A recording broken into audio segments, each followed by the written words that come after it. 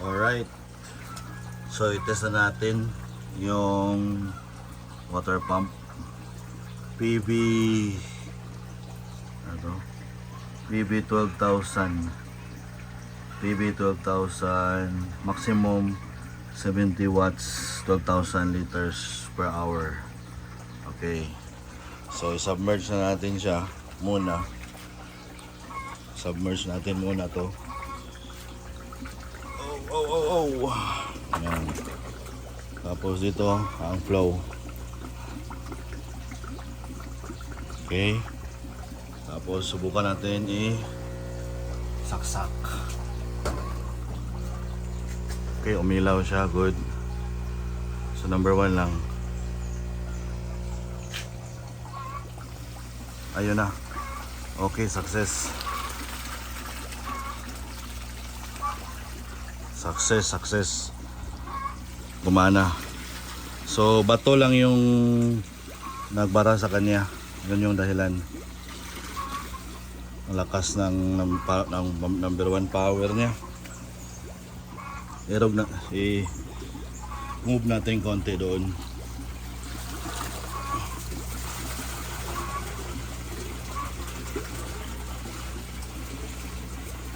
Ayan. So, doon siya.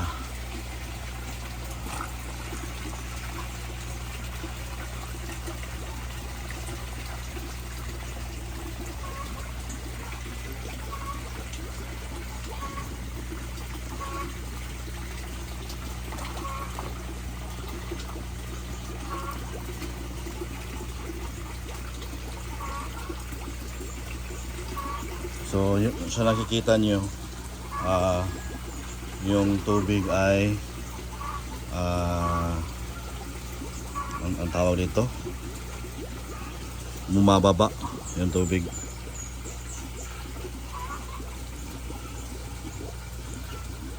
So makikita natin yung ilalim nito.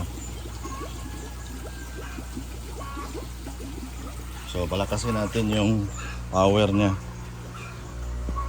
dito sa 3,000 third stage. Ito yung 60, tapos yan 70. Bukan natin ano bang nangyayari. Yun, napakalakas.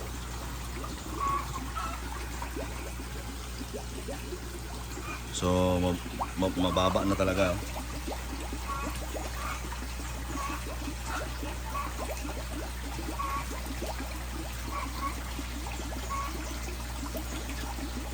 Uy, nahulog pa talaga, oh. May mga fingerlings.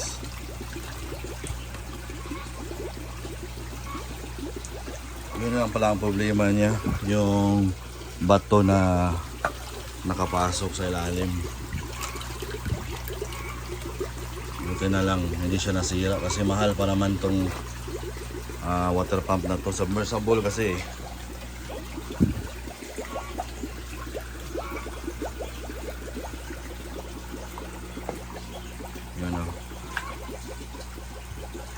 So yung overflow, yun, gumana na din yung overflow. Tingnan natin yung overflow dito. Meron bang lumalabas? Kasi may sobra talaga na tubig. Ay, mahina pa man. Mahina pa naman. Yan yung overflow dyan. Mahina pa.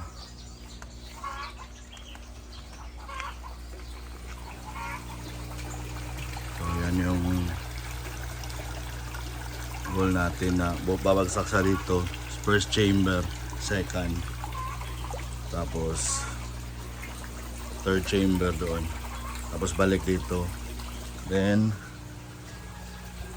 dito siya pupunta. Kaso ang ginagawa natin ngayon ay binabawasan natin yung ilalim dito. Ayun yung hose na hulog talaga.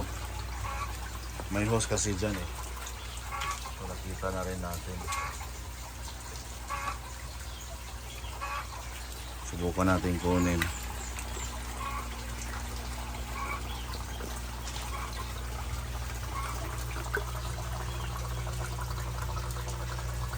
Ayan o.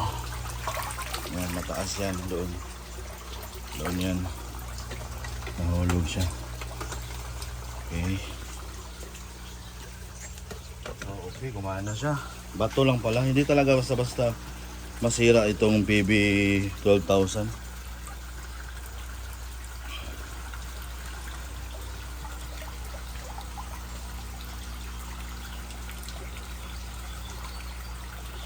Okay, 15%. Yan lang muna. So, bubunutin natin. Yan. Off na siya. Tapos kung iangat natin, ito yung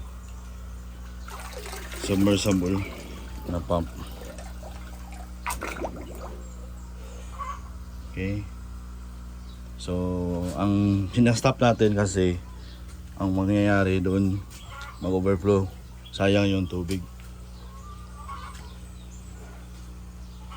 So, may secondary pump ako na maliit lang.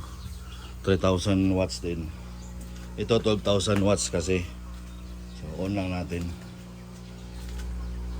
Ayan. Natin to. Ayan. Okay. So, yan lang po. Sana nabigyan ko niya kayo ng idea na hindi basta-basta masira itong pump. Kasi hindi gumana. I-try ko na troubleshoot o i-repair. Yun, gumana na siya.